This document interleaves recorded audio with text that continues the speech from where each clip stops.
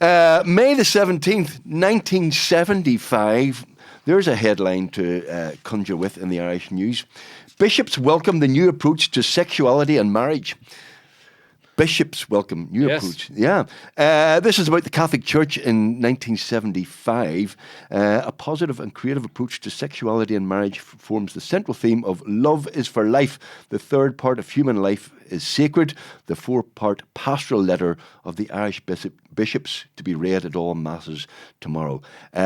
This is a long time ago. 1975 is 50 years ago. Yeah. I was a child.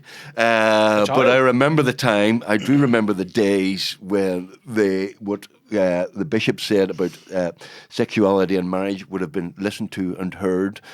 Now, anybody, young people hearing that, bishops lecturing people about sexuality and marriage, they have a cheek, haven't they? Given what we know about the child abuse, which isn't happening for another 20 years, or it hasn't been revealed for another 20 years. Because it's certainly happening. It's certainly happening. But this is the church in 1975 issuing, trying to modernise as well, and they're trying to keep up with what the kids are doing. But they haven't really cottoned on to the sexual revolution of the 1960s. No, well, is that surprising? No, it's not surprising. Celebrate priests and bishops, But look, this was the Ireland of the time. I grew up in the 80s. I remember, the Catholic Church being almost the most powerful body in Ireland at the time, and it all changed when a certain bishop had an affair and got a woman pregnant. Basically, that would be Bishop Eamon Casey, and it just that kind of a snowball effect in the 90s, and then obviously you had all of the sex abuse scandals coming on foot of that, and it just changed everything. The whole infrastructure of the Catholic Church, the whole viewpoint. Now, obviously, some people have remained very devout Catholics, but it just changes its whole parameters of what Catholic Church was, almost overnight in the 90s. I was in Drogheda in 1979 when John Paul II came. I went to Drogheda to see him do his famous "On My Knees, I Beg You." I beg you. Like the Polish accent there. Yeah. It sounded a bit like. I thought I was. It sounded like the Dermot Morgan song. I was too Warsaw there when I should have been Krakow. But "On My Knees, I Beg You, Turn Away from the Path of Violence," which was quite a powerful message in 1979. Yeah. But the Catholic Church in Ireland at this stage, it's more or less at its height. And I mean, you got 1 million people go into mass in Phoenix Park. That's my first memory. I was 3 at the time. You were 3. I remember my dad. He went to Phoenix Park. I'm from Laois, and I remember my dad, my brother, and my mother putting up the Vatican flag. Yes, the Vatican flags were everywhere. Do you remember Dana singing "Totus"? No, I was only 3. Totally yours, totally. Look that up, ladies and gentlemen. It's Dana singing "Totus" to us to welcome the Pope. Yeah, but I do remember. As a 3-year-old, seeing a guy with a pointy hat walking down these massive big steps. Yeah. I remember that. I'm pretty sure it's my first memory. I was 3 at the time, but that was obviously massive. Pope Francis came. Decades later, the crowd was not 1 million. It was not 1 million in Phoenix Park. Yeah. They were at the height of the power. It was a major event, obviously, for Ireland. But the politicians were, all politicians in Ireland of North Ireland. He wasn't allowed to come to Northern Ireland, of course. There was a lot of debate, if I remember beforehand, about. Well, obviously, this is end of September. This is September 79. So then you had Narrow Water, Warren Point, and you had Mountbatten. The month before that. Yeah. So it was. But there was a lot of debate about whether, even before that, if I remember, whether or not yeah. that he would be allowed to come north, and there was a debate about whether he could go to Armagh, because that would be kind of close enough to be enough Catholics around there not to annoy too many Protestants. But not only that, but the Armagh is the seat of the Catholic Church, the headquarters of the Catholic Church. That's where the primate of Ireland resides. So so obviously not going to Armagh shows you that it was a very tricky situation. What's interesting about this is kind of it seems so dated, and it's talking about sexual morality within marriage and the sanctity of sex within marriage and stuff like that. And it just seems like these guys are out of touch even in 1975, never mind in 2025. Well, we're reading it obviously from today's lens. Yeah, and of course sexual morality has changed completely.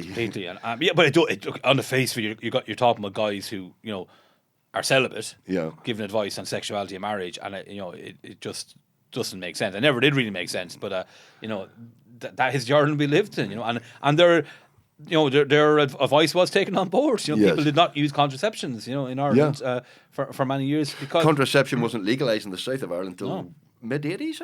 no, it's late 70s. Charlie Haughey. You sure? Yeah, was there not a... You can get a prescription from a doctor basically. You can get a prescription from a doctor. Was there not a referendum on? No, not on contraception. The referendum on divorce. Yeah. Yeah, in 90s. Yeah. So this is one of the arguments that unionists used to make, which was that the South in particular was Catholic dominated. And this is evidence that all the politicians down south, every single one of them would be kowtowing to the Pope, and that we have Paisley at his pomp in 1979 or around this period, 75 to 79. Paisley as traditional loudmouth, vociferous Paisley, saying, here you are, that's the sort of state you have down south, priest-ridden, kowtowing to the Vatican. Yeah, and it was dominated by the Catholic Church in many ways. I grew up, we had to say the rosary every night.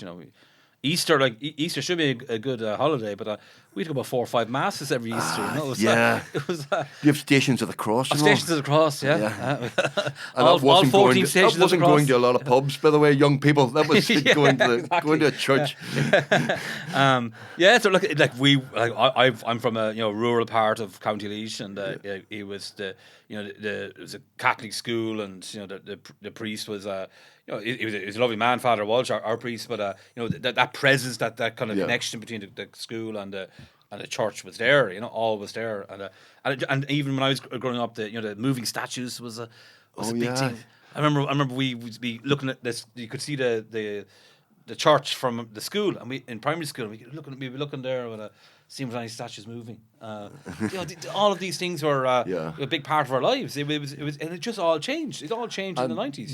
The priests and the bishops said things, and people had to more or less obey. But when 79, they had such power. The Catholic Church had such power in Ireland, and their voice mattered. Yeah. It mattered a lot, and they got the Late Late Show, for example, would regularly have members of the clergy, including Bishop Eamon Casey, on it. So, and Late Late Show, everyone listened. Well, there was no sex in Ireland before the Late Late Show, as Oliver J. Fanning, the TD famously said. But they were the mainstays. You had Fianna Fáil, the Catholic Church, and you had the Late Late Show, and that was kind of Ireland at the time, in many respects. Before it got even darker. Eamon Casey was actually warm-up man for the Pope at Phoenix Park. He was a very popular bishop. And he was a very popular bishop. And there was another guy called Father Cleary. Yeah, Michael Cleary. Michael Cleary, who was was he involved in 79 as well? He was warm-up to Eamon Casey. He was warm-up for the Pope. And Cleary was a bit of the singing Pope, and some people think Father Ted is kind of dancing priest. It's dare say that the Father Ted was based on that kind of trendy priest. Yeah. Well, subsequently, of course, it turned out... Dermot Morgan had Father Trendy as well, but Father Cleary then, it turned out, was having an affair with his housekeeper, Bishop Eamon Casey, who was very well liked and, was...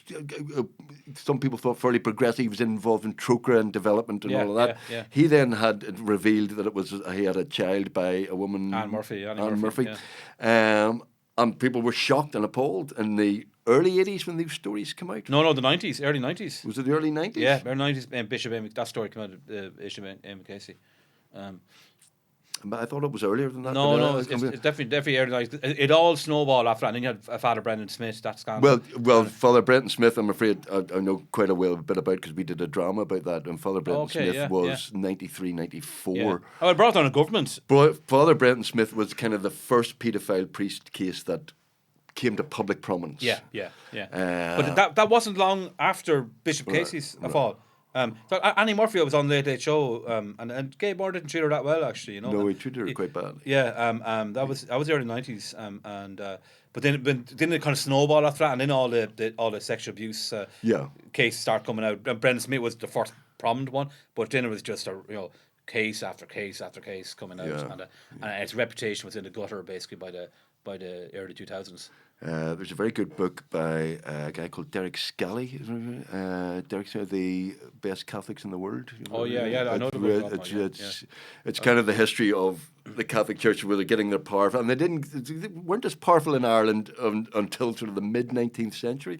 It was after the famine really that they started. After the famine, I did a show on another TV program called the Long and the Short of It, where we discussed the Norman invasion of Ireland. And part of the reason for the Norman invasion of Ireland was that the Catholic Church, or the Church in Ireland, was a bit out of control and needed a bit of control from the Normans, from the Vatican, what became the Vatican, and that kind of tradition went on. But the Irish Church was always slightly independent until sort of the mid 19th century, when it became very Vatican centric. It the Tuam or something? There was a big synod in Tuam where they became very, very powerful, and from then on, right up until '94, Brenton Smith effectively brought the Catholic Church down.